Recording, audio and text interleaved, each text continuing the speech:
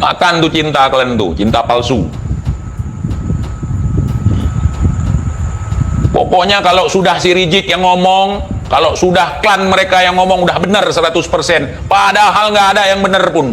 Banyak keblinger omongan mereka itu, ngelantur. Kalau sudah si Rizik yang berfatwa, seolah-olah Nabi yang bicara, waliullah kayak gitu. Aduh, banyak tuh terminal-terminal di Aceh jadi waliullah. Kalau kayak gitu waliullah mengedepankan emosi, mengedepankan amarah, mengedepankan nafsu, berbicara tanpa ilmu, menghalau sesuatu tanpa pengetahuan. Banyak sekali waliullah kalau kayak gitu. Waliullah itu orang-orang terpilih yang sudah bisa mengendalikan hawa nafsunya, birahi, amarah, dan segala macam. Ini waliullah kayak modal Rizik, modal sorban doang, kucing pun disorbanin, keren. Indonesia tanah air beta, pusaka abadi nan jaya. Kalau bahas mereka kita kualat, kalau bahas mereka kita tidak dapat syafaat. Aduh, itu namanya mabuk agama. Sesuatu yang memabukkan jangan dikonsumsi, bro. Walaupun itu hal yang baik, makan nasi sampai mabuk jadi haram. Beragama sampai mabuk haram, nggak boleh. Agama kita itu ilmu, bukan mabuk. Mabuk nasab, mabuk agama, mabuk pujian, mabuk sanjungan. Cuman koar-koar doang. Orang yang sering koar-koar tentang jasanya dapat dipertanyakan, yang dia koar-koar benar nggak? Orang kalau memang ada sesuatu, ya nggak akan mungkin koar-koar. Apalagi orang berilmu, malu. Orang lain aja mau muji-muji, udah. Jangan seperti itu, nggak boleh. Nggak boleh ya ikhwan, nggak boleh. Saya seperti antum-antum semua juga. Apa yang Anda lakukan hari ini adalah perjuangan untuk kita bersama. Jangan dibesar-besarkan. Karena apa yang Anda lakukan ini masih terlalu kecil. Bahkan tidak ada. Memang nggak ada. Bila dibandingkan apa yang dilakukan oleh para ulama-ulama kita di zaman dulu yang menumpahkan darahnya, yang meregang nyawa demi tegaknya kalimah tauhid, demi tegaknya negara.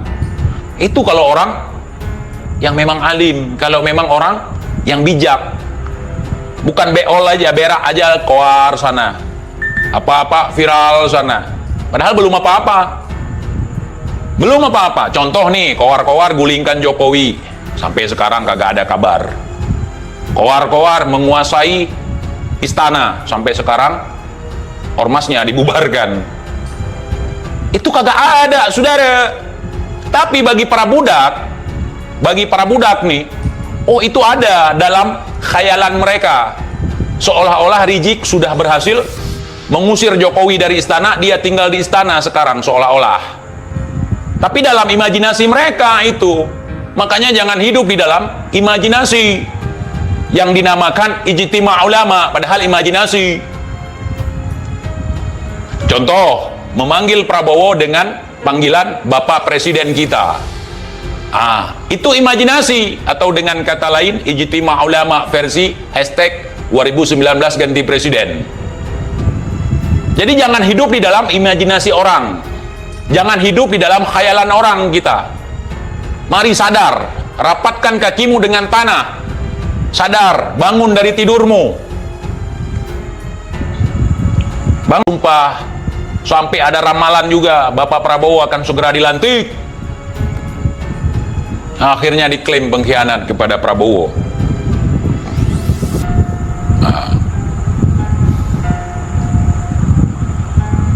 Itu saudara. Maka kalian lihat hari ini, sekali dua kali orang mau mendengar kalau kebohongan, tapi kalau lama-lama bosan, ketahuan.